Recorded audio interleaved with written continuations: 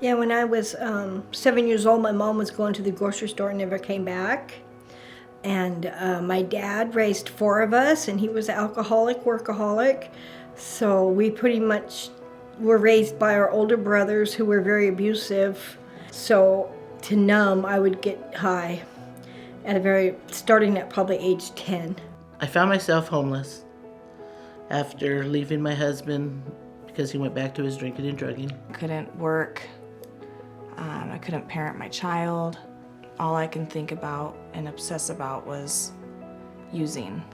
The first time I used, I was 12. It was like one bad choice after the next. I had a boyfriend at the time. He started using, and I decided to, instead of break up with him, I decided to start using with him. My boyfriend and I ran a small car lot, and on the side we were selling meth, which ended in us both getting arrested. I was looking at 7 to 9 years in prison.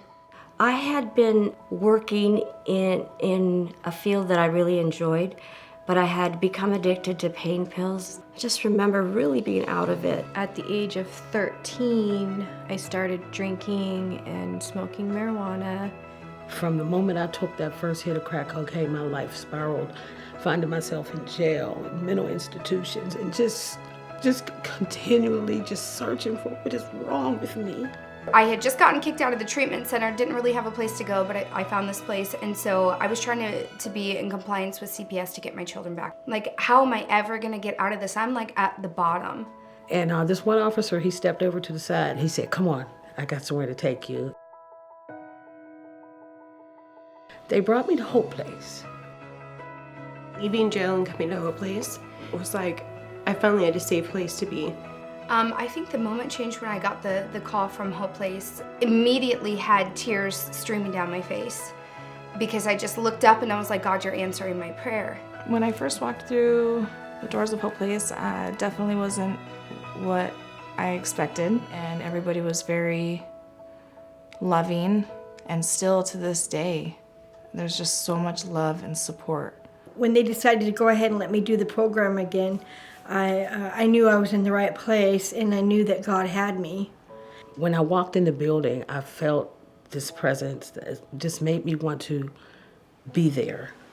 I don't have the fear that I did when I came in. I'm healthier, I'm stronger, I've been changed from the inside out. Biggest transformation for me, learning about the Olympic system and why we do what we do and changing those thought processes. I just didn't trust anybody or let anybody in. Like my case manager and stuff, she would be like, "I love you." She'd look in my face and tell me she loved me, and it would be so awkward because I didn't believe her. It was hard to receive love. I never felt loved before. When I got to Hope Place, I was like, I'm just gonna make it through this, and then I can do whatever I want when I'm done. And I don't know, one time I was having a conversation and realized that that wasn't what I wanted with my life anymore. Something changed there, and I started praying, and I feel like God is why I am here today and not in prison. Being here at Hope Place has really helped me build that foundation. I've made some really good friends in Hope Place, and I think they're lifetime friends. We are there to support and love each other. It's not like in the street where it's like, what can I take from you or what can I get from you? There's that genuine bond. I've been pretty nurtured these past 2 years, kind of just finding my feet again. So I think this is it.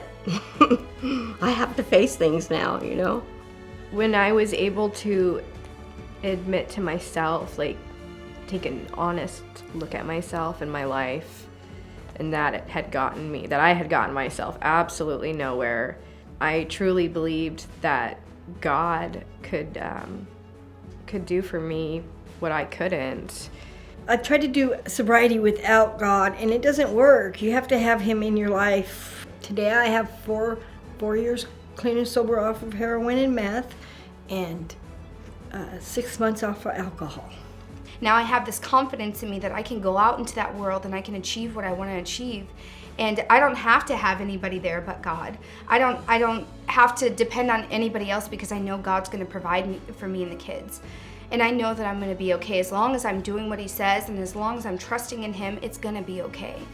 My joy has been restored to me at 50 years old. Yes, I have a future. This is the beginning. And my ultimate goal is to come back and work for UGM.